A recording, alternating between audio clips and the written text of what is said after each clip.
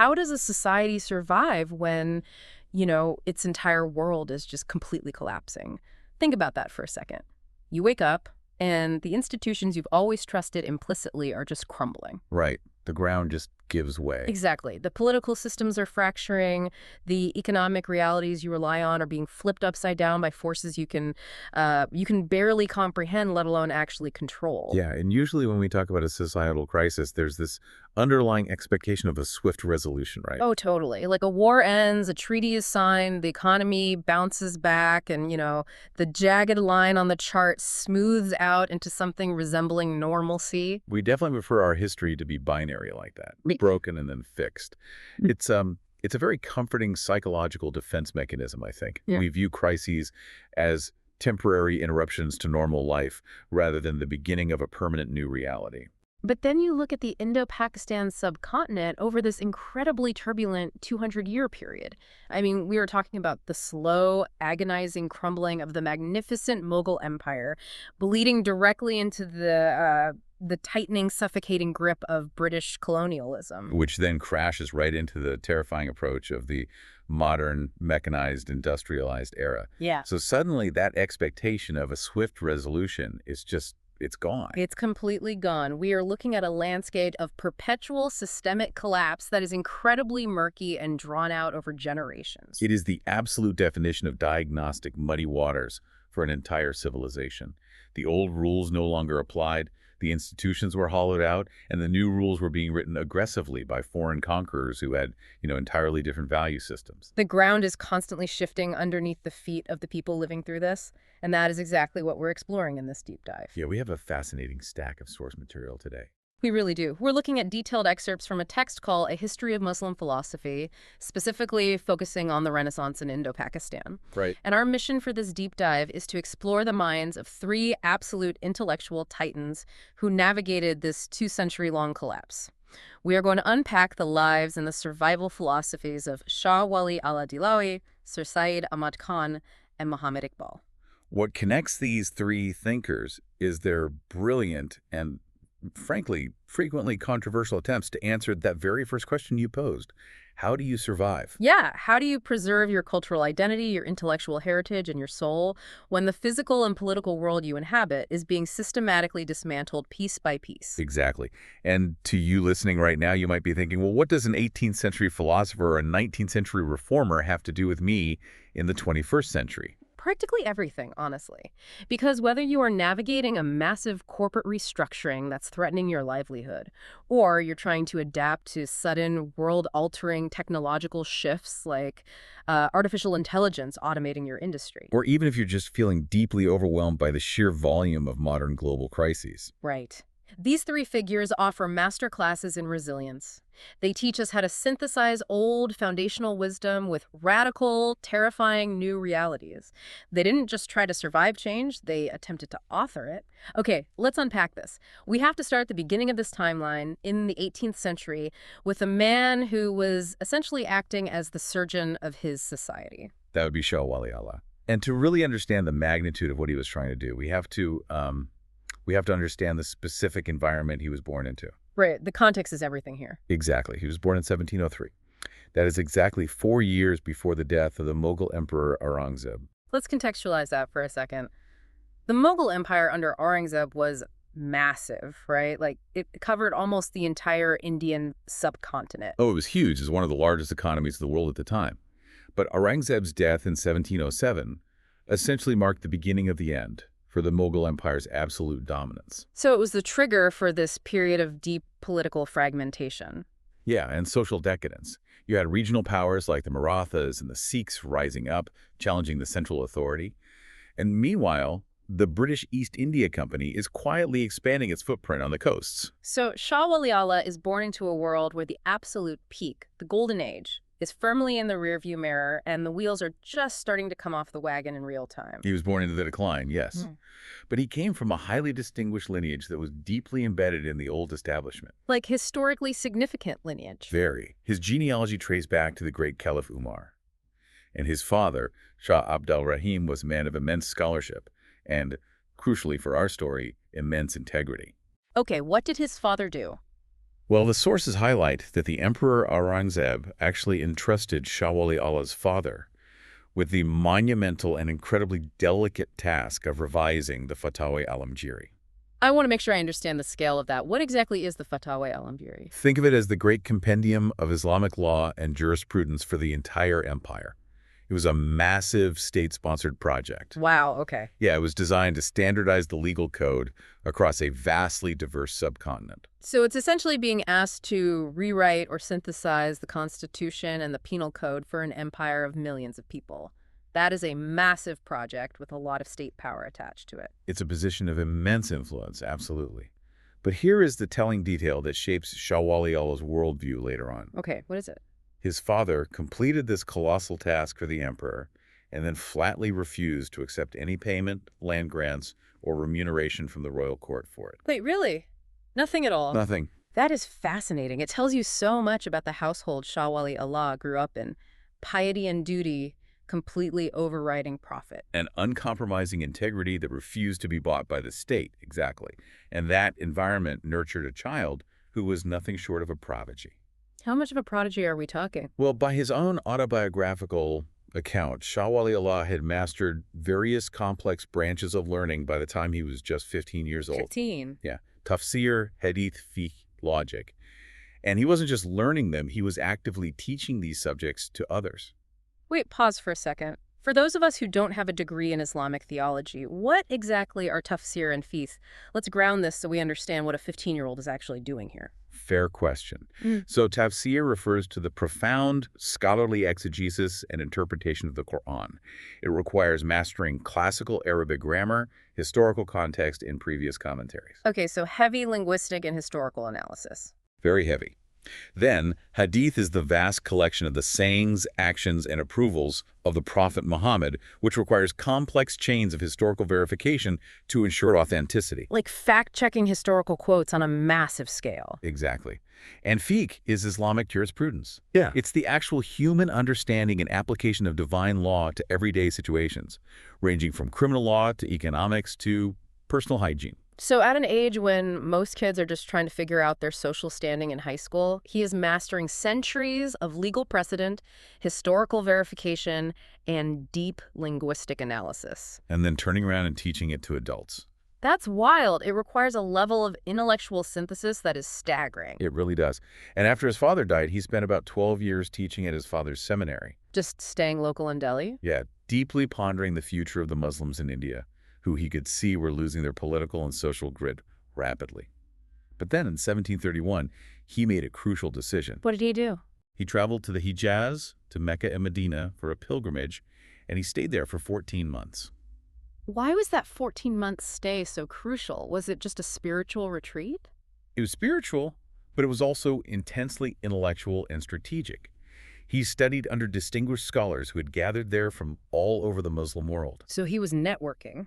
Essentially, yes. He was gathering first-hand intelligence on the macro state of the global Muslim community.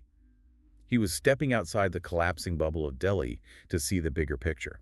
That makes sense. You can't fix a systemic problem if you're trapped inside the system. Precisely. And when he returned to Delhi in 1733, he spent the rest of his life writing. And he really needed to, because the political situation was just disintegrating. Right, you mentioned the kings were changing rapidly. He lived through the reigns of 10 different kings who followed one another in quick, chaotic succession. 10 kings in one lifetime. The political whiplash must have been intense. You can't build any sort of long-term economic or social stability when the head of state is changing every few years, often violently. It was a revolving door of power, assassinations, and coups. And amidst this total chaos, he wrote his magnum opus, ʿAdalah al-Baliyah. Okay, what was the goal of this book? He attempted to present the teachings of Islam in a completely scientific, objective, and sociological manner. He wasn't trying to break with the past, but he was demanding a radical, rational rethinking of it to save the society from complete collapse. Let's get into the mechanics of his actual philosophy, because his view of history frames everything else he does. He did not see history as just a random, chaotic sequence of events, right? Like a famine here, a war there, a king dies, a new one takes over. No, he fundamentally rejected the cyclical, somewhat nihilistic view of history. He didn't think humanity was doomed to just helplessly push a boulder up a hill only to watch it roll back down. So what was his framework? He believed that the invisible hand of time is weaving a tapestry. There is a developing design, a sociological purpose, not just an endless, meaningless repetition of the same accidents. And this ties directly into how he viewed the succession of prophets in religious history, which I found totally fascinating in the reading. Yeah, how so? Well, according to the source text, he argued that every single prophet throughout human history brought the exact same core faith. Right, the fundamental message. Yeah, the belief in one God, necessity of charity, the concept of human brotherhood, the reality of moral accountability that never changed. But the specific social codes, what is known in Islamic theology as the Sharia, changed based on the exact sociological and economic needs of that specific era. He views human religious history as an evolutionary developmental process. He uses very specific examples for this. Like what? For instance, he points out that in the time of Adam, humanity was at its absolute infancy. So the teachings in the social code of Adam focused on basic survival and the foundations of civilization. So practical stuff. Very practical. How to cultivate agriculture, how to domesticate animals, discovering modes of basic worship that sat alongside the need to satisfy base material needs. Right. And then you move forward in historical time to the Prophet Idris. Society has evolved. People have learned basic handicrafts and agriculture. Exactly. So Idris, building on the foundation of Adam, focuses the social code on higher-level knowledge, physics, astronomy, and medicine. And then consider Noah. Shah Wali Allah notes that between the time of Idris and Noah, there was a massive deterioration in human moral standards.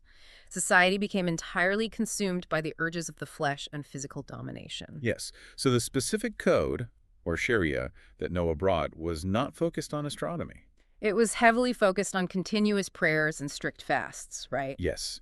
It was a prescriptive medicine designed specifically to curb the runaway physical passions and the specific societal diseases of that particular age. So he is essentially saying the software of religion updates depending on the hardware of the era. Oh, that's a great way to put it. The core operating system, like the fundamental spiritual truth, is exactly the same, but the specific behavioral codes have to be updated to match the processing power, the environment, and the specific bugs of the time.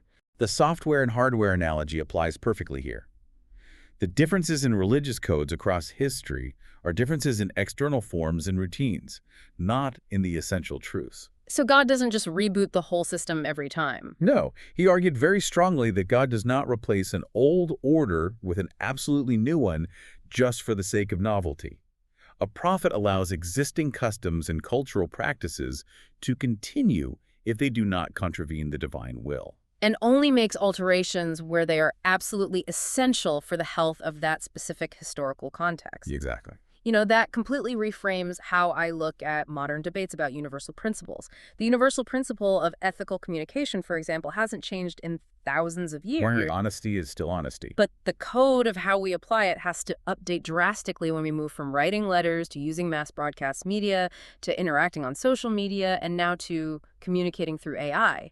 The core truth remains, but the application must evolve because the environment has evolved. And Shah Wali Allah believed this evolution of application was necessary, precisely because human nature itself, in its basic psychological instincts and passions, remains remarkably constant. The greed doesn't change. Right.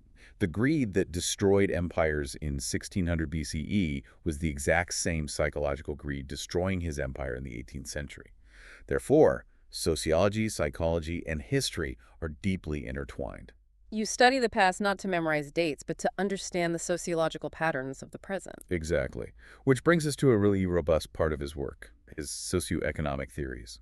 He introduces this concept called ertifikat. Yeah, can we break down what that means practically? Sure. Ertifikat essentially translates to the sequential stages of socioeconomic development. He believed that the golden thread running through all healthy human life is ʿAdalah, which means justice, or more accurately in this context, balance. Balance in what way? Well, when this inherent need for balance expresses itself in our manners, how we speak to each other, how we dress, it is called etiquette. When this balance is applied to income, production, and expenditure, it becomes economics. And when it's applied to the state? When it is applied to the affairs of the state and the courts, it is politics. It is all the same fundamental drive for balance, just applied to different scales of human interaction, from the individual to the market to the empire. And he theorized that society must develop in sequential stages to achieve and maintain this balance. You cannot skip steps. What are the steps? It starts with language, which Well, is the necessary vehicle for shared culture and complex thought.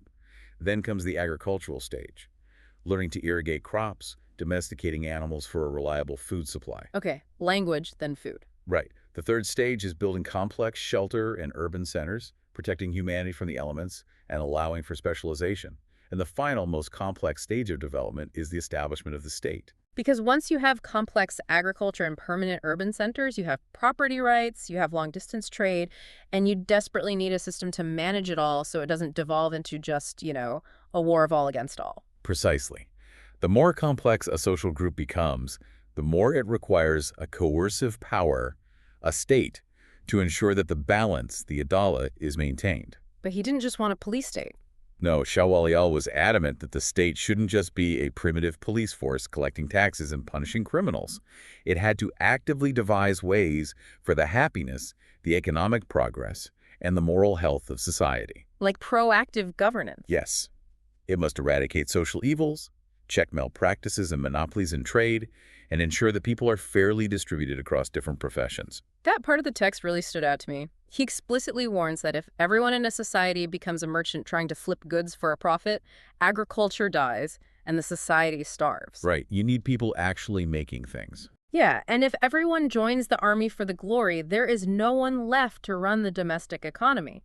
He is advocating for a highly managed, diversified economy where the state encourages people to find professions that match their actual aptitudes and the needs of the whole. This is where his analysis shifts from theoretical sociology to a razor-sharp critique of his own collapsing society.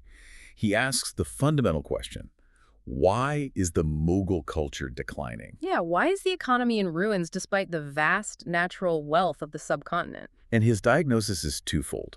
First, he points to a massive, crushing, and unjust tax burden placed entirely on the actual producers, the farmers, the cultivators, the artisans, and the merchants. And why were the producers being taxed into oblivion? To support his second point, the proliferation of parasites. Oof. He argued that a massive segment of the population had abandoned any productive occupation and had become parasites on the government exchequer. Parasites is a very strong biological term. Who exactly is he pointing the finger at here? Because criticizing the elite in an absolute monarchy is incredibly dangerous. Oh, he was utterly fearless about it.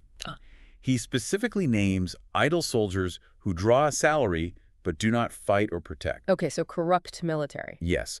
He also points to people claiming to be religious scholars who demand state stipends and land grants as a birthright without contributing any actual moral or educational value to the public. Wow, going after the religious elite too. And he points to people who get massive financial rewards from the court just out of blind custom, like sycophantic court poets, entertainers, and administrators who create red tape rather than value. The ultimate bureaucracy. He says these people contribute absolutely nothing to the welfare of society, yet they are allowed to suck its blood.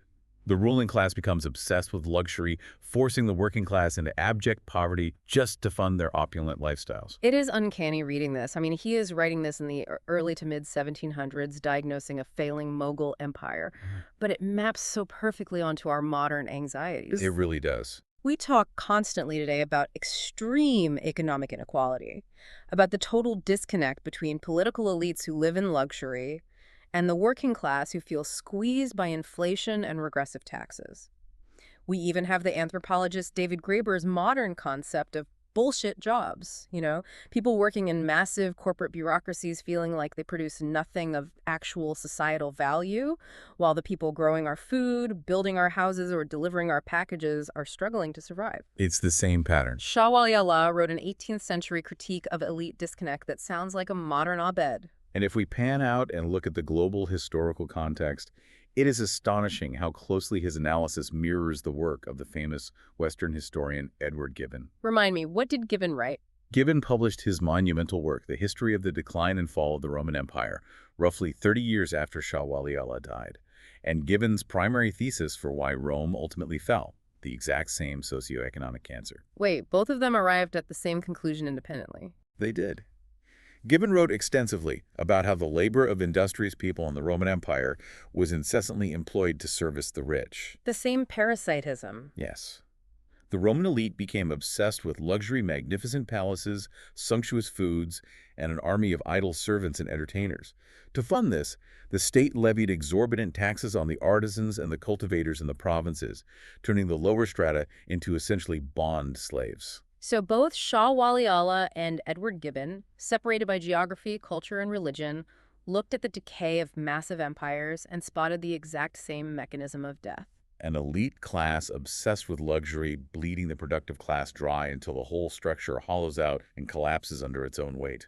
And Shah Wali Allah makes a very strong theological point here too, doesn't he? He pushes back hard against this romanticized ascetic idea that poverty is somehow a holy or noble state. He absolutely condemned that romantic view of poverty.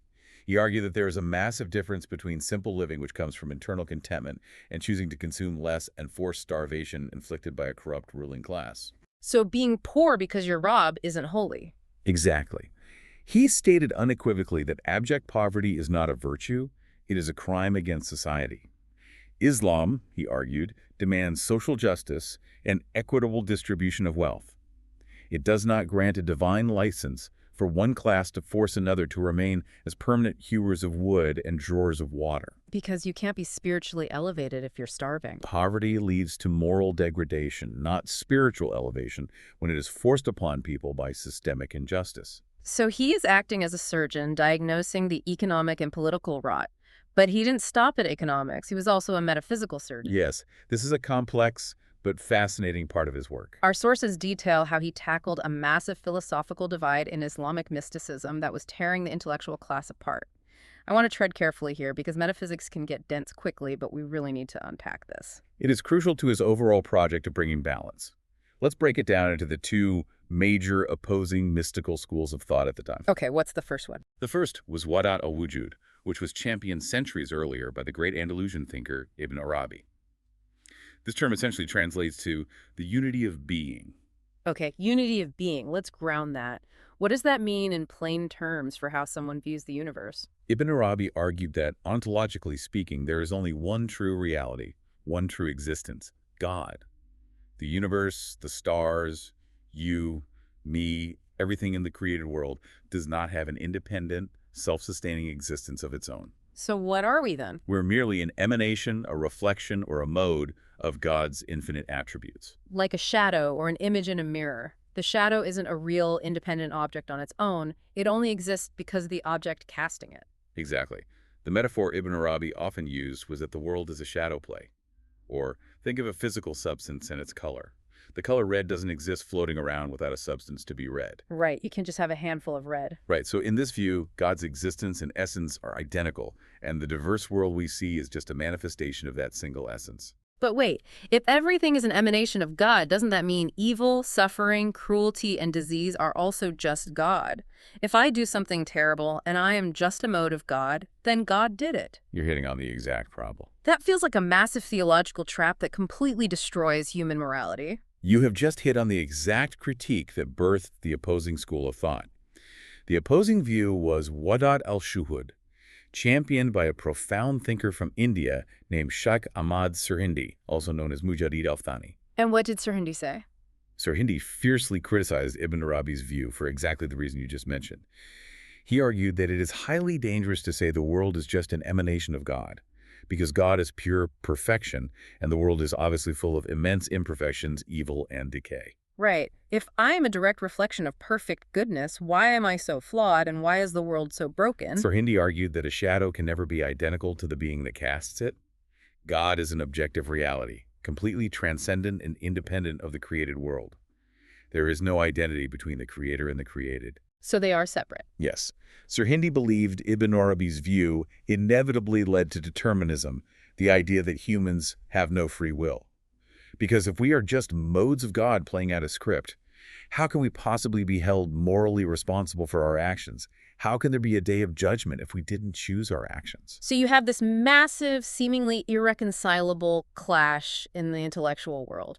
One side says everything is ultimately a unified expression of the one. God is everywhere. The other side says no, the creator and the created are fundamentally ontologically distinct. Otherwise, free will and morality completely collapse into nihilism. It's a huge divide. How on earth does Shah Wali Allah reconcile this? Because they seem mutually exclusive. He claimed that the bitter difference between the two schools was ultimately an illusion, a matter of human semantics failing to capture divine reality. Just a language problem. Basically, yes. He said they were essentially describing the exact same reality, but they were using different frameworks of language. And to explain it to the scholars who were fighting over this, he used what is now famous as the wax analogy. This is the part of the text that I found so incredibly elegant. It cuts right through the dense academic fog. It is brilliant in its simplicity. Shah Wali Allah said, imagine you have a large lump of wax. Out of this wax, you mold the shape of a horse, you mold the shape of a donkey, and you mold the shape of a man. Okay, 3 different figures. The forms are clearly different. A horse has different characteristics than a man. But if you mentally strip away the form, what is the fundamental underlying reality of all 3 objects? It is just the wax. The substance is identical. Yes. The forms are real. They exist in the physical world. They have distinct characteristics. They do different things. But their ultimate being, their shared underlying substance, is the wax. So how does this map to the 2 schools of thought? He argued that Ibn Arabi, with his unity of being, was focusing entirely on the wax, the underlying shared unity of all existence originating from God.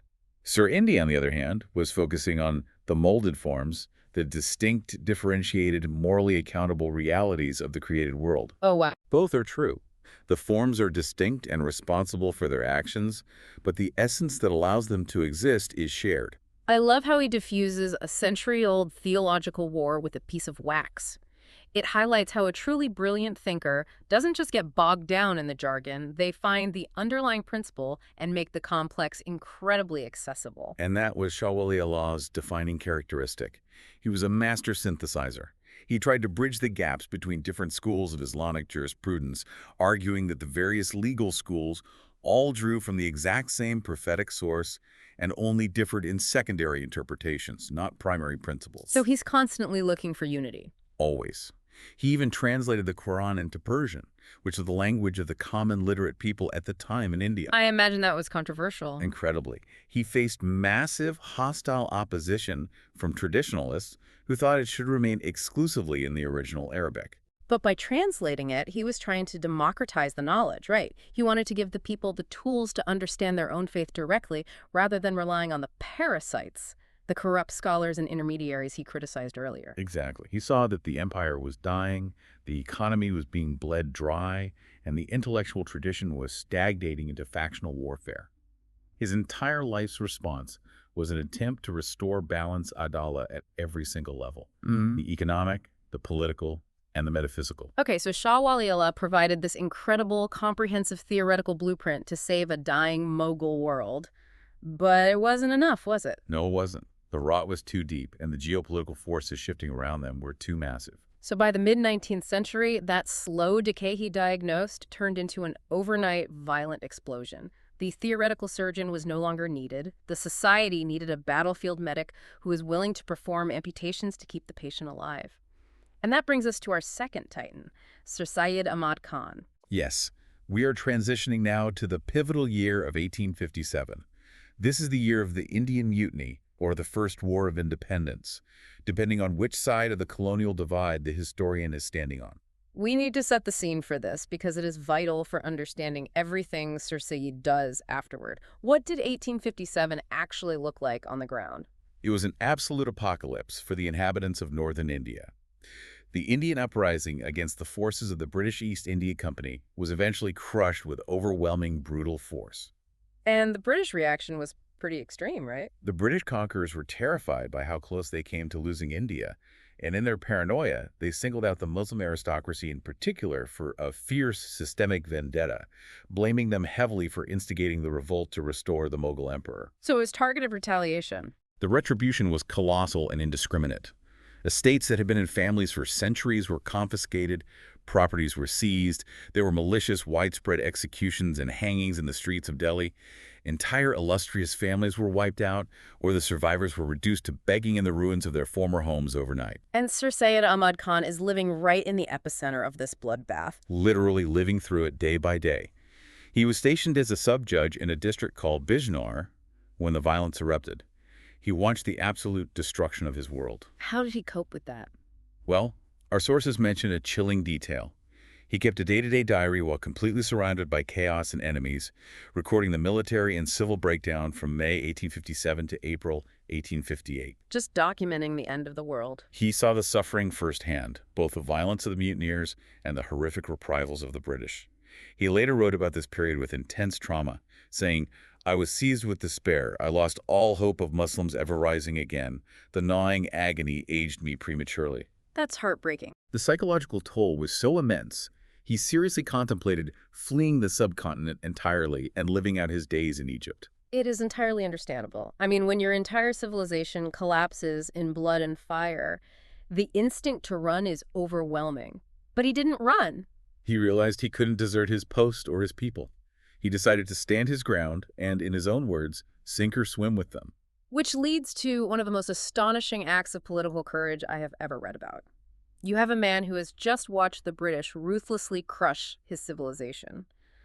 The British are highly paranoid, deeply sensitive to any criticism, and they are ruling the country by strict martial law, literally hanging dissenters from trees. Yes. And what does Sir Sayyid do? He doesn't go into hiding. He sits down and writes a book called The Causes of the Indian Revolt. It is a staggering piece of literature, especially given the context. Remember, freedom of expression was completely non-existent.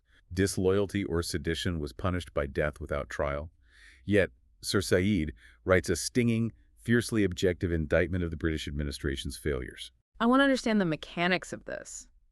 How does a guy living under martial law write a manifesto blaming the guys with the guns for the rebellion and not get immediately executed? He was meticulous, and he was completely unafraid of the consequences.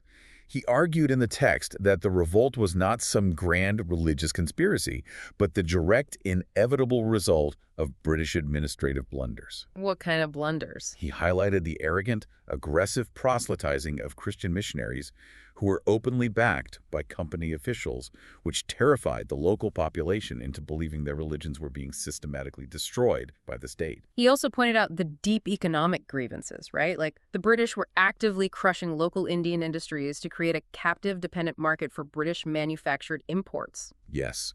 He detailed the heavy-handed revenue settlements that drove farmers into massive debt, the sudden disbandment of local regional armies that left thousands of armed men unemployed and angry, and above all, the utter lack of sympathy, respect, or sociological understanding from the British officials toward the people they were ruling. So he's calling them out for sheer ignorance. He essentially told the British, "You govern in a vacuum, completely disconnected from the cultural and sociological realities of this country, and your ignorance caused this bloodshed." It makes me think of a modern corporate equivalent, though obviously with lower stakes.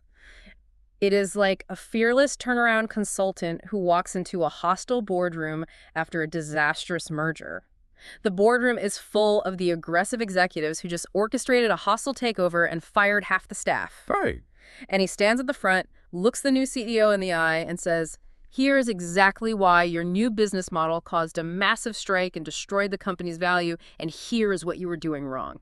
And he didn't just write this for his friends, did he? No, he had 500 copies printed, and he planned to send them directly to the British Parliament in London and to top officials in the government of India. While martial law is still active. Exactly. His close friends begged him not to. They thought he was literally signing his own death warrant by mailing it. But he disregarded their pressure. He really believed that would work. He had a profound, almost naive belief in objective history and the absolute necessity of truth. He believed that the only way forward, the only way to stop the British from completely annihilating his community, was to force them to understand the psychological and sociological damage they were inflicting. And he didn't just aim his critique at the British. Once he tried to humanize the rulers to his people, he turned around and aimed an equally harsh critique at his own community's stubborn refusal to adapt. That is the crux of Sir Sayyid's lifelong mission. He realized a harsh, unsentimental truth. The British were not going anywhere. The old Mughal world, with its poetry and its emperors, was dead and buried in the rubble of Delhi. So what was his solution? The only way for the Muslim community to survive physically and economically was to adapt to the new reality, which meant mastering Western education, the scientific method, and the English language. But this was a massively unpopular stance within his own community, wasn't it? Suggesting they adopt the ways of the people who just conquered them? It was immensely unpopular. The conservative elements of the Muslim community, still reeling from the trauma of 1857, viewed Western education as a direct existential threat to their faith and identity. They thought it would secularize them. Exactly. There was a prevailing hardline belief that sending a child to a Western-style school, or learning English, meant they were crossing out of the boundaries of Islam and becoming infidels. Sir Sayyid saw this reactionary stance as a path to collective suicide. Because they'd be left behind. He knew that without modern education, the Muslims would be permanently locked out of all government jobs, all economic advancement, and any future political influence in the new administration. They would become an irrelevant underclass. So he essentially had to wage a brutal, exhausting two-front war for decades. On one side, he is constantly trying to humanize the British rulers and stop them from crushing his people. On the other side, he is desperately trying to drag his own stubborn people into the realities of the 19th century, fighting against intense religious conservatism. And in doing so, he foresaw political dangers that almost no one else was seeing yet. For example, in 1867, there was a major political controversy in the city of Benares. What happened there? The Hindu population began heavily lobbying the British government to replace Urdu, which was written in the Persian script, and was closely associated with the cultural heritage of the previous Muslim rule, with Hindi, which is written in the Devanagari script, as the official language of the law courts and administration. To an outsider, that sounds like a minor bureaucratic dispute over fonts and alphabets. Why did Sir Sayyid see it as a crisis? He saw the linguistic dispute as the seed of a massive future conflict, the seed of partition. He realized that if the two major communities of India could not even agree on a shared language for the courts, the linguistic divide was actually masking a deep, unbridgeable political and cultural chasm. It wasn't about the language, it was about identity and dominance. Yes. Our sources note he actually wrote a letter from London around this time, predicting that Hindus and Muslims would eventually have to part ways politically. He saw the writing on the wall decades before the actual partition of India and Pakistan became a reality in 1947. He was incredibly prescient, and this realization of the deep cultural divide shaped his entire political philosophy moving forward. Later in his life, when the Indian National Congress was founded, demanding the introduction of Western-style representative democracy and electoral systems in India, Sir Sayyid vehemently opposed it. Which, on the surface, sounds incredibly reactionary. You have this forward-thinking reformer who wants modern science and education, but he strongly opposes the introduction of democracy. Why? Because he deeply understood political sociology. He had studied John Stuart Mill's writings on representative government carefully, and he argued that majoritarian democracy only functions effectively and fairly when the population is relatively homogeneous. Meaning what, exactly? Meaning, when they are broadly united by race, religion, culture, and a shared history. If you drop a pure majoritarian voting system into a massive subcontinent heavily divided by deep historical, religious, and cultural animosities, it doesn't result in a fair democracy. It results in the absolute tyranny of the majority. He realized that in a simple headcount system, the Muslim minority would be permanently marginalized. If people vote strictly along religious or communal lines, the minority will be outvoted on every single issue forever. It becomes a demographic dictatorship, not a democracy. He argued that you cannot just copy-paste British political institutions onto an Indian demographic reality without considering the context. True representation and consensus, he argued, were necessary, not just the mechanical manipulation of majority will to crush a minority. Okay, so politically and educationally, he's pushing for massive pragmatic adaptation. But to get the deeply conservative Muslim community to actually embrace Western science and education, he couldn't just argue economics. He had to tackle the theology. Yes, he had to undertake a radical, highly controversial reinterpretation of the religion itself. And this brings us to a crucial question for anyone dealing with sudden modernization.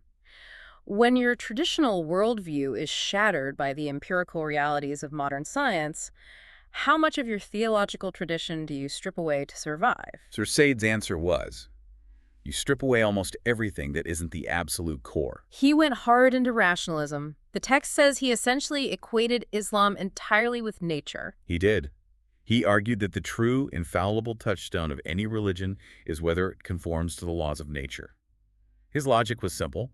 God is the author of nature, and the Quran is the word of God. So they have to align. Therefore, there can be absolutely no contradiction between the work of God, nature, and the Word of God, Scripture. The laws of nature, as they were being discovered by 19th century physics, biology, and mechanics, are the laws of God. But this created a massive, immediate problem for traditional theology, because if you say God never breaks the laws of physics, what do you do with all the miracles in the text? What about angels? What about the nature of divine revelation itself? Sir Sayyid tackled all of it head-on, much to the fury of Orthodox scholars. He radically reinterpreted the concept of revelation. He said revelation wasn't some magical voice booming from the sky dictating words to a passive human. So how did he explain it? He viewed it almost biologically and psychologically. He argued that just as bees have a natural instinct to build complex hives, human beings have a natural, intuitive capacity for moral truth.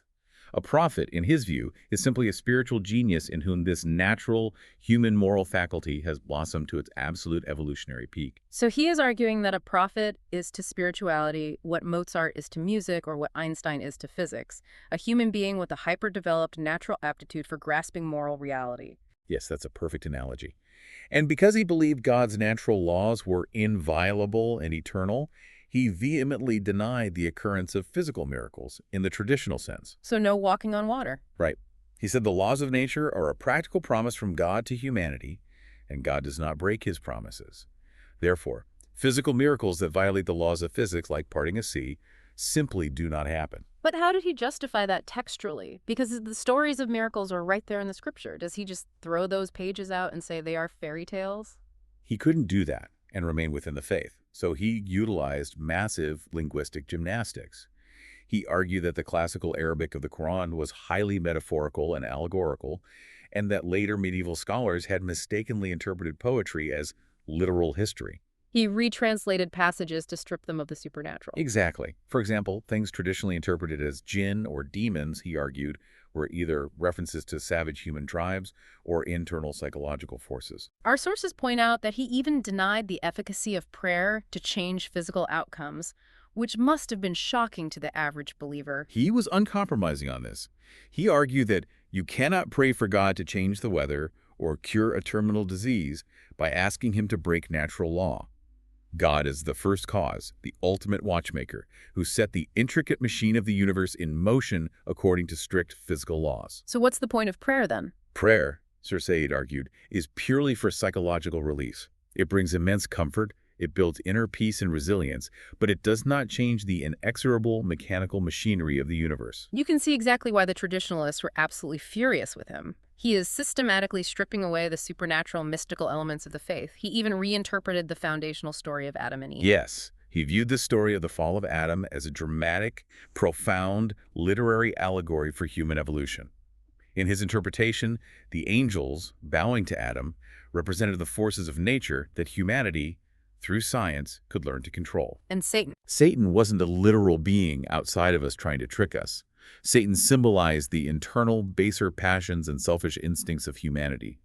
The forbidden tree was reason and self-consciousness, which brings suffering but also elevates humanity above the animals. That is wildly progressive for a 19th century religious reformer. He is taking ancient scripture and mapping it directly onto modern psychological and evolutionary frameworks. And he felt he had absolutely no choice. He believed that if Islam wasn't presented as a deeply rational, scientific, modern faith, the younger generation of Muslims, who were beginning to be educated in Western sciences and empiricism, would abandon the religion entirely. That was an intellectual rescue mission. Yes. To save the faith, he threw open the doors of Ittihad. Let's define Ittihad quickly for the listener. Ittihad is the process of independent, critical reasoning and reinterpretation of Islamic law. For centuries, conservative scholars had argued that the doors of Ittihad were closed, meaning the great legal codes had been finalized in the medieval period and could not be altered. They just had to be followed. And Sir Sayyid kicked those doors wide open. He essentially said, we cannot be bound by the legal codes and interpretations written by jurists living in medieval Baghdad or Damascus. We live in a new, industrialized world under colonial rule, and we need a new code. He argued that the core of the religion, the din, the belief in one God, and the basic moral values of honesty and charity was eternal. But the Sharia, The specific social, legal, and criminal regulations had to adapt to the time and place. He pushed back fiercely against relying blindly on ancient traditions or the consensus of past scholars if those traditions didn't make rational sense in the modern era. It is a ruthless, necessary pragmatism. He is jettisoning the heavy baggage of medieval commentary to save the core of the ship from sinking in a hurricane. And he didn't just theorize this. He built physical institutions to make it happen. He founded the Mohammedan Anglo-Oriental College at Aligarh. Which later became the famous Aligarh Muslim University. It was carefully designed to produce a new generation of Muslims who were deeply grounded in their own cultural identity and ethics, but who were also absolute masters of Western science, English literature, and modern administrative skills. So they could actually compete. He wanted them to be able to sit across a desk from a British official and negotiate as equals. He also revolutionized the Urdu language to facilitate this. How did he change the language? Before Sir Sayyid, Urdu prose was highly ornate, heavily rhymed, and filled with complex metaphors and flowery language. It was beautiful for poetry and courtly romance, but it was a terrible medium for discussing thermodynamics, economics, or history. You can't write a science textbook in poetry. Exactly. Through his journal, Tahib al-Akhlaq, he systematically stripped the language of its medieval trappings. He wrote in a clear, matter-of-fact journalistic style that could convey modern, complex ideas directly to the public. He basically invented modern, functional Urdu prose. So he is a turnaround consultant for language, for education, for theology, and for politics. He forces his community to swallow a very bitter pill so they can survive the 19th century. Yeah. But here's the fascinating pivot. Once a society survives the immediate threat of annihilation, new problems emerge. As we move into the late 19th and early 20th century, the world changes again. It gets more complicated. Exactly. It is no longer just about surviving the British colonial administration. It is about navigating the soul-crushing realities of global industrialization, world wars, and the rise of a highly mechanized, materialistic world. Which brings us to our third figure, Muhammad Iqbal. Iqbal is a fascinating pivot point in this history. If Shah Wali Allah was diagnosing the internal decay of the old world, and Sir Sayyid Ahmad Khan was forcing a pragmatic, rational adaptation to the new world, Muhammad Iqbal transcends both of them. Who is he? He was born in 1873 in Sialkot in the Punjab, a descendant of Kashmiri Brahmins who had converted to Islam centuries earlier. His origin story has this beautiful, mystical quality to it that contrasts so sharply with Sir Sayyid's strict rationalism. Our sources share this amazing detail about a dream his father had shortly before Iqbal was born. Yes, his father, Nur Muhammad, who was a very deeply spiritual, mystic man, had a vivid dream. He dreamed of a bird of exquisite plumage flying over a large crowd of people. And what happens in the dream? The people were jumping up, trying desperately to catch it, but the bird evaded their grasp and gently dropped right into his lap. It is the perfect poetic foreshadowing for Iqbal's life and work. A genius that is beautiful, elusive, and transcendent. A bird soaring far above the grasp of ordinary mechanical thinking. And Iqbal received an education that perfectly positioned him to be that soaring intellect. He studied locally under brilliant scholars like Mir Hassan, who instilled in him a deep, passionate love for Islamic and Oriental thought, poetry, and mysticism. But he didn't stop there. No, he also studied under Thomas Arnold, a great Western scholar who recognized Iqbal's genius and introduced him deeply to Western philosophy. So he literally held the keys to both worlds. He had the mystical depth of the East and the analytical rigor of the West. He did. He eventually traveled to Europe, studying at Cambridge under the famous neo-Hegelian philosopher McTaggart, and then went to Germany to get his doctorate in philosophy. He really saturated himself in it. He saturated himself in the philosophical lore of the West. He studied Kant, Hegel, Nietzsche, Bergson, reading them in their original contexts, while already being deeply rooted in the Quran and the poetry of Rumi. Which raises the ultimate question. What does a mind that holds both German metaphysics and Islamic mysticism produce? What is his core philosophy? It produces a fierce, profound critique of both narrow, backward-looking religious dogmatism and the cold, mechanistic materialism of the West. Sir Sayyid, as we discussed, leaned heavily into rationalism and science just to ensure his community survived. Right. Iqbal looks at where science, rationalism, and industrialization are taking the West in the early 20th century, and he slams on the brakes. He realizes that you can survive physically by adopting Western mechanics and capitalism, but you might lose your soul and your humanity in the process. Exactly.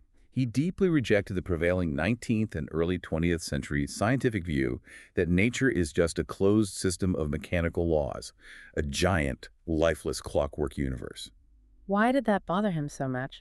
He felt this deterministic view made the human spirit an illusion, reduced human beings to mere cogs in a machine, and stripped life of its profound creative meaning. He argued that while the intellect, reason, science, data collection, analysis is absolutely crucial for understanding and manipulating the material world, it is ultimately limited. It has a ceiling. It can only measure the surface of things. It cannot grasp the ultimate spiritual reality of existence. For that deeper understanding, you need intuition. Intellect versus intuition. This is the absolute core of Iqbal's thought, and I have to be honest, I struggle with this concept sometimes. It is easy to say rely on intuition in a poetry class, but in a modern world that aggressively demands data, analytics, and measurable KPIs to prove your worth, how do you actually apply Iqbal's philosophy without just looking irrational or flaky to everyone else? That is the exact tension Iqbal was addressing. And he wasn't advocating for irrationality or abandoning science. He viewed intuition not as a wild guess, but as a higher form of intellect, a synthesizing vision that sees the whole picture, not just the fragmented data points. He had a metaphor for this, right? He created an incredible, vivid, poetic metaphor to explain this relationship using the medieval philosopher Avicenna and the great mystical poet Rumi. Yes.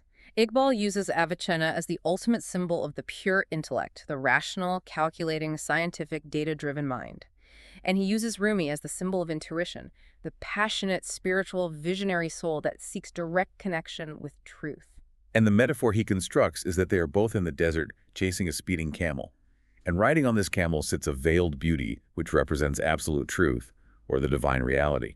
And what happens in the chase? This is my favorite part of the reading. Avicenna, representing the intellect, is running behind the camel. But the camel's hooves are kicking up a massive, blinding dust storm. Avicenna gets completely enveloped in the dust. So he's lost in the data. He is in the storm, calculating the speed of the camel, analyzing the trajectory of the sand, measuring the hoof prints, but he is totally blinded by the dust and completely loses sight of the beauty on the camel. And what does Rumi do? Rumi, representing intuition, approaches it entirely differently. He doesn't try to calculate or measure the dust. He leaps forward with uncalculating courage, pierces straight through the dust storm, and unveils the beauty directly. It is a stunning visual. The intellect gets lost in the dust of its own endless calculations. Intuition leaps toward the truth. Iqbal wasn't saying intellect is useless. You need the intellect to understand the dust, to navigate the material world, to build the roads and cure the diseases. But he insisted that intuition is more basic, more powerful, and much closer to the ultimate reality of life. And Iqbal saw this exact blindness, the obsession with the dust, infecting the entire Western world. If we connect this to the broader historical picture, Iqbal's travels and studies in Europe happened just before the catastrophic explosion of the First World War. He had a front-row seat to the absolute peak of European imperial power and industrialization. And he was completely horrified by what he saw underneath the polished surface. He saw a civilization obsessed with imperialism, brutal territorial nationalism, and raw, unrestrained materialism. He saw nations acting like aggressive, soulless machines competing for markets and colonies. And he prophesied quite clearly in his poetry that this path was going to end in absolute disaster. Like other critics of the time. Yes, he aligned in his critiques with Western thinkers like Oswald Spengler, who later wrote The Decline of the West, and Thomas Carlyle. What did he specifically warn about regarding the trajectory of the West? He wrote that the Western nations were building their nests on very slender and weak branches. He warned that a civilization built purely on mechanistic materialism, economic exploitation, and the domination of weaker nations was inherently unstable. It was hollow. It lacked a moral core and was heading inevitably toward mass suicide. And history proved him entirely, tragically right. He wrote these warnings, and shortly after, Europe tore itself to shreds in the mud and blood of the trenches of World War I, utilizing all their brilliant science and intellect to invent poison gas and machine guns. A darkest side of intellect. And then a few decades later, they did it all over again in World War II. Tens of millions dead in the ultimate triumph of mechanized, soulless, hyper-efficient slaughter. Iqbal believed that territorial nationalism had split humanity into hostile, aggressive tribal groups, and that materialistic philosophy had completely debased the human spirit, turning people into commodities. So what was his alternative? He advocated for a massive paradigm shift, a return to spiritual evolution.